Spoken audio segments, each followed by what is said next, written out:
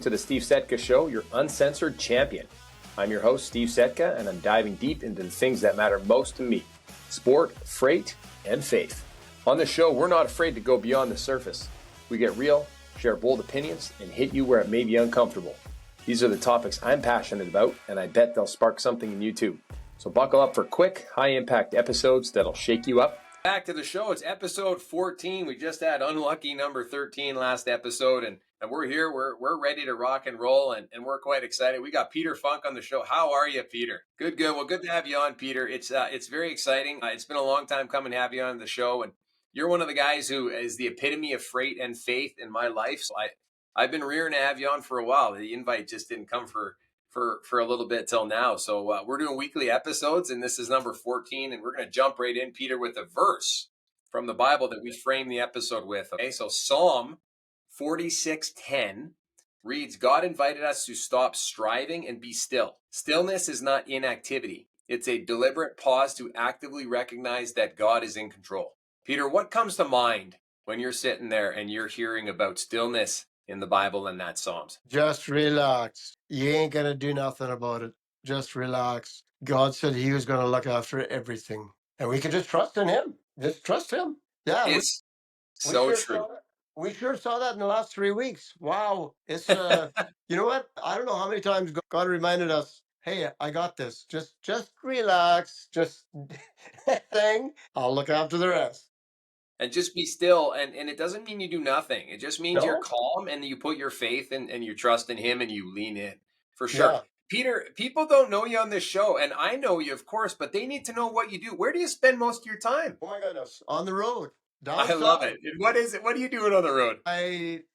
We run south. We run the southeast more: Georgia, Florida, the Carolinas, Mississippi, Alabama. We do some Texas. Not a whole lot of Texas. I don't really care to go there. But yeah, the long ones, because Kathy and me both drive, so we can get across the country in a hurry, and we can get stuff done in a hurry. So You've got a fascinating story because you and your wife both drive. You're a truck driver, and your wife drives as well too. And it sounds yeah. like you've built and you've designed your life, and he's led you to a place where you can do these incredible things and haul incredible loads, and you have like unlimited capacity because you're a union with your wife, and you drive to wherever you're led to and you're sent. Right? You work for a trucking company. You transport. You mostly haul on flat decks. You go southbound, and then you come back up north. So how did it get to a point, Peter, where you're driving a truck and you have your beautiful, lovely bride right beside you driving with you? Well, that started a long time ago. When the kids were still young, Kathy always said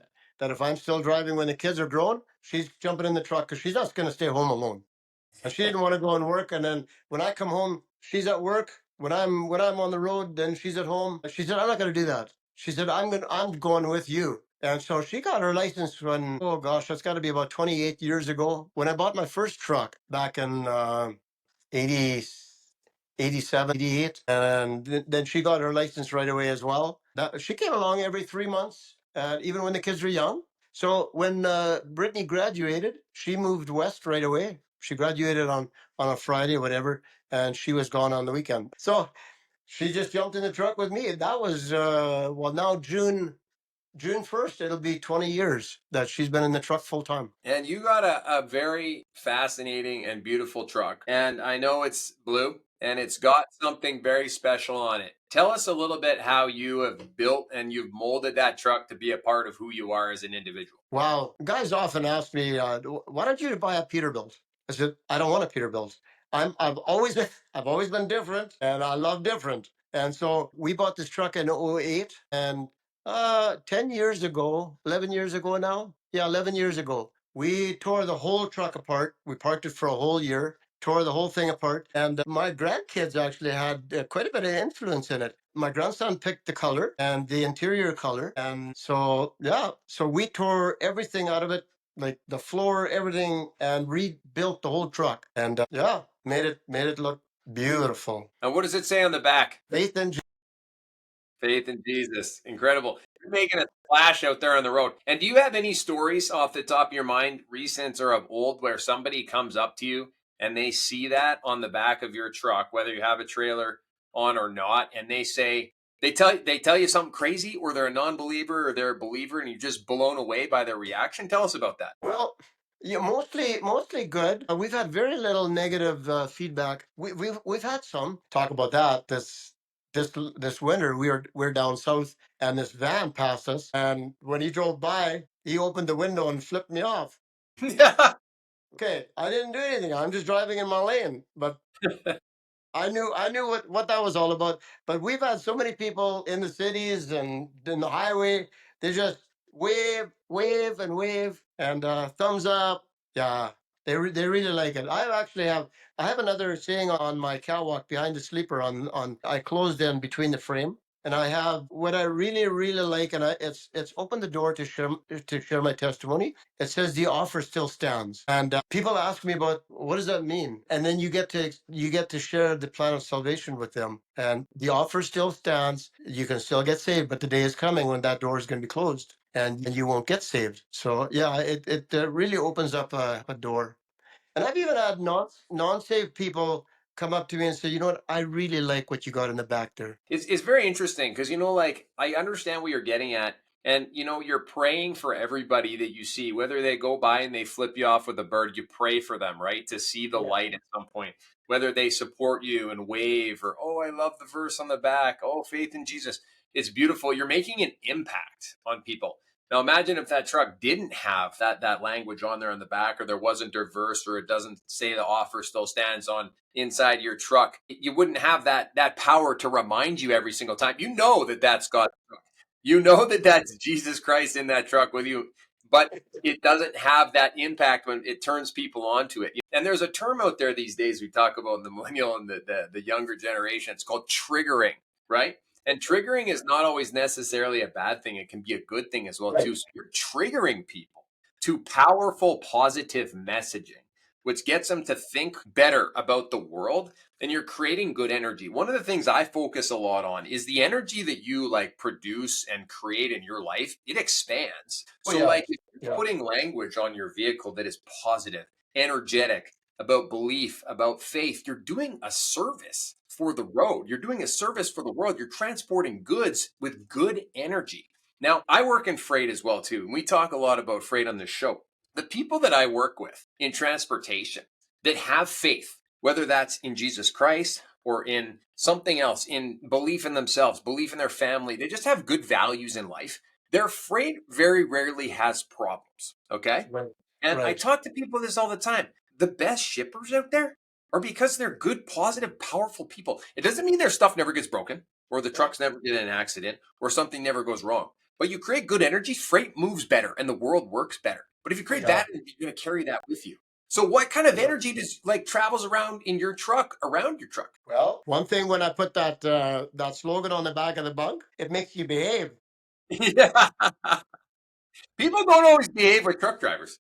Because those letters are like they're like 6 inches tall or maybe even Yeah. more. And Yeah. Yeah. Like a for foot. for a long time, I just had faith in Jesus. But then I thought, you know what? That's all good, but there's something missing. And then I put underneath it our only hope. And when I did that, I had a lot more responses than I did before, just with faith in Jesus. So I love yeah, it makes you behave on the road. You can't flip somebody off when you want to, and so yeah, but Well, the energy around your truck has got to be so high, and the power and the passion is just incredible. And people see you, like you said, 95%, 98% of the time, it's positive, and you're having an impact on people. Now, tell us a little bit of what you haul. Okay, I'm sure you've carried every type of trailer under the sun, flat decks. I know you do a lot of dry van trailers, reefer trailers, every different type of trailer. But currently, you're working, I know, in flat decks. Tell us a little bit about the flat deck world, and then segue into what you were hauling, the trailer you had on your truck for the last couple weeks prior to the election. okay, I pulled a dry van for 37 years, and then I went to do deck work. I had never desired to do deck work, but when we started with it, I fell in love with it right away. But the last 3 weeks, we actually pulled a dry van, just an empty box, and Why we would you went. do that? Well, we were hired by a television company. It's called Merit TV. We went all the way to Toronto. We had a lot of stops. It's kind of a long story, But we had a lot of stops. Thunder Bay, Sault Ste. Marie. There's a television crew that jumped on with us in Sault Ste. Marie. And then they went along with us to Toronto, and they went to Niagara Falls, and then we went west to London. We stopped in the different towns. Went up to Brantford. Then we met them in Niagara Falls. We did some more filming there, and met some amazing people from all over the world. Then we went to Kingston, and then Ottawa. We spent 2 days in Ottawa. Now that was quite a deal. Those people haven't forgotten the convoy. I tell you that much. And neither have the cops, because we had police presence absolutely steep. They were everywhere. It didn't matter. It didn't matter which direction we went in Ottawa. There was either one coming at us, one from the back. There was one parked, or he was coming to the road. There was not one time where we did not have police presence, especially on Wellington. I didn't even know if we were going to get onto Wellington. That's in front of Parliament. That's where the big show was in the convoy. And we got some amazing footage there. Just amazing. So we ran by twice, and then we turned around. The third time that we turned around, and then we stopped right in front of Parliament, and got some really nice photos done. But we were stopped maybe 5 minutes, Steve, and we had 4 cops on their cell phones videotaping us, and they videotaped us all the way till we were out of sight. So yeah, that was a little bit intense. But I said to Kathy, I said I wouldn't dare blow the train horn, because they would all pull us Yeah. over immediately. You're bringing back some memories of what happened in the convoy for sure. Yeah, A lot of the listeners of this show are in Canada, so they would know that there was an election happening, and they might have even know about this trailer that you're carrying for Merit TV that was empty, that just had banners on it for, hey, pay yeah, attention to your vote, pay attention to what's going on in the country. But a lot of the people that listen in are American and might not necessarily know that there's an election. But if you're in trucking and transportation, you probably go back and forth, and you work with Canada as well too. So a lot of people did know. And it's a very consequential election. But I love hearing about the heat and the energy and the beauty and the love that went into that trailer and went into that truck, and your experience, because it was necessary, right? Like, you were being called in order to serve and help people become aware of what was happening. Because we know that politics, and this is not a show about politics, but it's a participation sport, or it's a yeah, participation activity. And yeah. getting people aware and understanding with what's going on is valuable. Now, there might be some, like you said, negative connotations towards trucks in Ottawa, politics, elections, all these different things. And you're not going to win every time you go out and play a game. But you probably had more of an impact that was positive with a lot of people in Ottawa than what was negative. Because I would bet you that the vast majority of people saw God's work with the truck and with the trailer, trying to rectify maybe some of the mistakes that went through the convoy. I'm not saying I'm a supporter or against the convoy. In fact, I am a supporter. I'll tell you straight up, I supported the truck convoy for what it was about back in 2022, because we're uncensored, we're champions, and we're bold on this show. But what you did is that you were bold with the message that you were portraying. Jesus's truck You're hauling right. a elections trailer. And it wasn't partisan. I saw the trailer. We'll put some Yeah, clips on it here on the show when we post it. But it was energetic and it was wonderful. So the awareness was so necessary. And whoever went into funding that or creating that project did a really great job, because we need more of that, because we need things to happen in this country. And God has a plan for yeah, us to yeah, be still, but still active in our yeah, country. yeah. What do you think, Peter? Absolutely. The trailer had nothing to do with God on it at all. It was just on the front it said Merit TV, and on the back it said Elections 2025. But there was still an atmosphere that was about that truck. I couldn't put my finger on it. I don't know what people saw, but we actually, it wasn't just driving across the country. We talked to absolutely just what said thousands of people, but as many people as we could, hundreds and hundreds of people that we talked to across the country. Now, out east, it was a little bit more tense than in the west. When we started heading west, but even in the big cities, it just there was a different feel. Even though I didn't blow the horn once, I wasn't going there. Although I wanted to, Yeah, I hear you. but we refrained. And that's the thing that kind of surprised us. Like, there's nothing about God on it, so why are people offended? Like, we had people throw stuff at the truck, and it didn't hit the truck, hit the trailer. And I'm thinking, like, what I don't understand what they're seeing. But, yeah. Well, people decide. I mean, whether you want to call it left, right, or you want to call it, spirit versus, reality or whatever. They choose and they pick sides and they pick. I see it in a way in my life where it's like we win. I win. We got God on our side. We're all winners. We're all part of one team. We're all part of Absolutely. one country here. We're unified.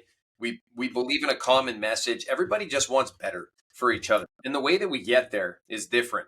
But it's unfortunate that it's so hostile in a way that it creates so much negativity in the media and in our country and on the streets, etc. And I think there's a lot of reasons that we could get into for that. We're not going to dive into them right now. But what's important is that you had an impact, right? Right. And they say all the time, in media and advertising and marketing, publicity is good one way or the other. Publicity is good publicity. Bad Yeah. publicity still is publicity, right? It Yeah. shows that you're putting an effort in and you're putting in something that's creating awareness around it. Now, whether you support the election results or you don't support the election or the government that's come into power, that's not necessarily the purpose because the effort was there. And I always talk about faith in a manner of, prayer is one thing and I do it every single day and I show my gratitude. But I also pray for like getting broken down and also having the ability to be tested so that I use the God given talents and the gifts that I have in my life to do better Yeah. work in general. Yeah. You can't, God gave me a brain right here and a mind and a mentality and intelligence and a body so that I could do Yeah. the work for sure. It's like the inner work my wife talks about all the time. So if we're doing that inner work, you're not going to have one way or the other frustration, anger, happiness, joy, love. It's all just going to be beauty if we can create that aura in our own Hmm. life. And Yeah. the message that you were sending is incredible. I love it. I think it's fantastic. And it Yeah. was purposeful. So, what's the summary that came of that entire trip, that entire experience, and those 3 weeks, and now going back into regular trucking per se? Well, we felt a little bit defeated when we got back. Well, I shouldn't say when we got back. When we got back to Winnipeg, we felt like we had our kids over for supper that night. We were home for one night, and my daughter says to me, "Dad, you guys look beat up." I said, "We do?" She said, "Yeah, you look beat up." And I said, "Well, it was quite a battle in the spirit." Then when we went west. We got to Calgary, and I met Pastor Jeremy, and we were in the trailer probably, we must have been there almost half an hour just talking. And I said to Jeremy, I says, you know what? It just feels like we didn't accomplish anything. It just we just feel disappointed. He said, don't you feel disappointed? He said, what you guys did was amazing. He said, what normally takes a year to do, we did in 12 months or in 12 days. Right. I said, seriously? He said, Pete, your truck went all over the world. He said, we got phone calls from around the world. And I said, really? He said, some of your views had up to 200,000 views. I said, seriously? I said, wow, we didn't know that. We just thought we were just driving around and just whatever. No, he said, no. He said, you guys did way more than we expected. And so, yeah. But I tell you, I went to southern North Dakota yesterday. The boss asked me to pick up just an empty trailer that somebody had bought in Gimli, take it down to southern North Dakota. So I ran it down there. And I tell you, Steve, that felt different than what we were doing. Now, you know what? I know what it is. It's a spiritual thing. That's what it is. It's a spiritual thing. As soon as you're going upstream, you're fighting a battle, and the enemy don't like it. Even though it was a neutral message, the Mm-hmm. enemy don't like it. Mm-hmm. So I went by myself, and it was almost kind of refreshing. Well, it looks like you got some juice going into you and in the trailer. And I talk about the juice all the time that we get from the spirit because you needed that revitalization and that kick. And, we look back at something like this, and I was watching some of Mary TV, and I have these nightmares of what if that never happened? Like what if Merit TV would have never jumped on to the fact that we got this trailer or this truck or you never connected? There would have been a missed opportunity, right? Yeah, And absolutely. the glory and the power of God was there. And whether it worked in our favor or not, or whoever, you did the work was done. We're gonna remember that for a long time. And that'll be a mission and a project that'll go on probably every single election for the rest of time through those channels. And I know Pastor Jeremy, we're both obviously, you, me, are both at Springs Church, and he's one of our pastors, and he's absolutely right. 200,000 viewers is incredible. It's wonderful. I talked about having hundreds here. Just one post. There you go. So like millions probably saw what you guys were doing. Correct. And you like I just can't even imagine if that wouldn't have happened. And you should have seen like my reaction plus plenty of other people at Springs Church that when we saw the trailer or when we saw the truck and we had no idea, we're like, whoa, what is that? And they say, who's driving that truck? That's Peter's truck right there. I know Peter. I'm connected to this. So just imagine how many people are connected to that truck, are connected to you as an individual or a group or a community, are connected to that trailer, or just believe the message, right? It's incredible. And you did something fantastic and beautiful, Peter, and that needs to be acknowledged. And I acknowledge you for it.